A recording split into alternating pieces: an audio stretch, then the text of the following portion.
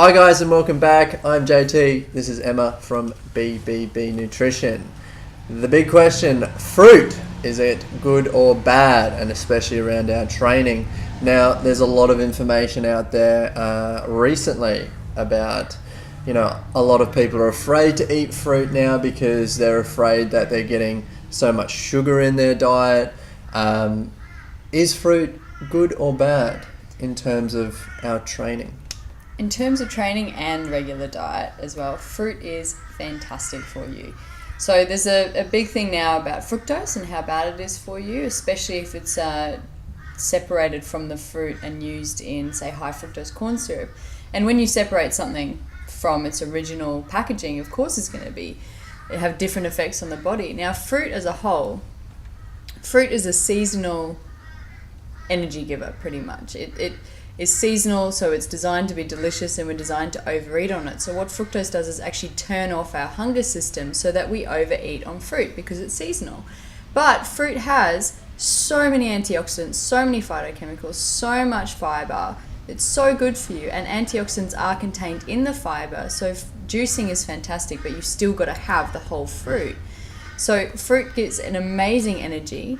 A lot of my clients are on carrots and pears, carrots not a fruit, it's a vegetable, but pears and apples and things like that before a workout because it gives them that energy boost. A lot of people have it after a workout too, especially bananas, to restore their glycogen and their energy and their carbohydrates in the muscle.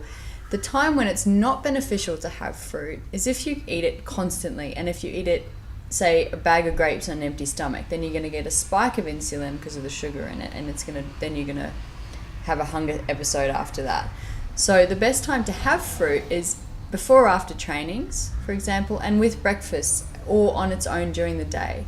After a meal at night, it doesn't tend to sit too well with some people, but fruit is an absolute powerhouse of nutrition, and you shouldn't just ditch it because you've heard something in the media. Time where fruit is bad as well is when you overeat on dried fruit, because obviously there's not enough water in it, so you're getting twice the amount of sugar that you get from just a full fruit. It's really hard to eat 10 full apples, but it's really easy to eat a packet of dried apples. Really easy. Yeah, it's pure sugar. So go back to basics. Go back to the way fruit should be: fresh, local, seasonal. Anything else, just be careful, you can overindulge a little bit. And know that fruit is seasonal, so we're designed to overeat on it. It also makes you hungry, so don't use it as a snack on its own. Always have fruit with some nuts or some yogurt, especially if it's post-training. So before, it's good on its own. Afterwards, have it with yogurt and nuts as a post-training, perfect post-training accompaniment. Absolutely. I mean, you see a lot of athletes when they're out on the tennis court, they're out on the field, that halftime break, or when they have a change of ends, you always see them eating, a couple of bites of a banana for that quick energy, and it's what their body requires. So it's a nice bit of quick energy that they can have, and their muscles can still have some fuel. So Absolutely. We can lift the heavy weight that we need to. We can tear some fibers when we're at the gym, and then obviously you can have that fruit after your workout to replenish the glycogen levels. So don't be afraid of it. But it's the same with everything, It's, if you have a piece of fruit, it's great. But if you have 10 pieces of fruit, Yep. you have a problem because it's still calories. So you can say the same thing about nuts. Hey, nuts are great, but if you overeat on nuts, you're still going over the caloric intake anyway. Absolutely.